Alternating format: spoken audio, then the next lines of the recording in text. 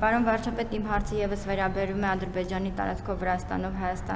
դեպի Հայաստան բեռնափոխադրմանը։ Ռուսաստանը հայտարարեց, որ մինչև 2026 թվականի հունվարի վերջ ևս 132 վագոն ցորեն պետք է տեղափոխի եւ դիտարկում է նաեւ այլ ապրանքատեսակների բեռնափոխադրումներ։ Ընդհանրապես Ռուսաստանի ակտիվությունը այս համատեքստում ինչպես է գնահատում։ Եվ երկրորդ հարցը ձեր թույլտվությամբ նախորդ կառավարության նիստերից մեկում դուք հարց բարձրացրեցիք Երևանում խցանումների հետ կապված եւ հանձնարարականներ տվեցիք կոնկրետ գերատեսչությունների, արդյոք քննարկումներ եղել են այս ընթացքում, հնարավոր ինչ-որ լուծումներ թեկուզ կարճաժամկետ դիտարկվում են։ Կարճաժամկետ ես համարում եմ, որ իրոք իրավիճակը ճգնաժամային է։ Ես դա տեսել եմ եւ տարօրինակ է իսկապես տարօրինակա հեծանիվով խցանման մեջ հայտնվել այնպես որ դժվար լինի տեղաշարժվելը եւ ես հանձնարարել եմ որ աշխատանքային խումբ ստեղծվի արագ միջանկյալ լուծումներ մի պայմաններում երբ որ ամեն օր մեքենաների թիվը նախ մենք պետք է գնահատենք ինչն է պատճառը որովհետեւ այո միտեղ լուսացույցը կարա անջատվի միտեղ վթար կարա լինի միտեղ բայց մեծ հաշվով պատճառ մեքենաների աննախադեպ ծավալն է Երևան քաղաքում եւ մենք պետք է հասկանանք այդ երևույթի հետ ինչպես վարվենք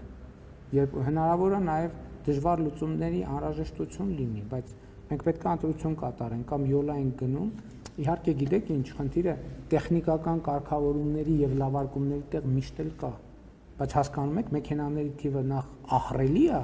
եւ երկրորդն է խնդիրն է չի ինքան ամեն օրվա հետ շատանում է ամեն օրվա հետ շատանում է մենք մյուս կողմից որոշումներ ենք կայացնում էլեկտրոմոբիլների քվոտաներ ենք սահմանում արտոնություններ ենք սահմանում այդ մեքենաների թիվը ավելի է մեծանում եւ պետք է հասկանանք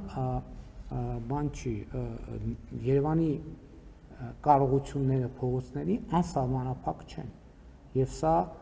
իհարկե եւ կարճաժամկետ լուծումները պետք է գտնվեն երկարաժամկետում էլ պետք է հասկանանք ինչ անենք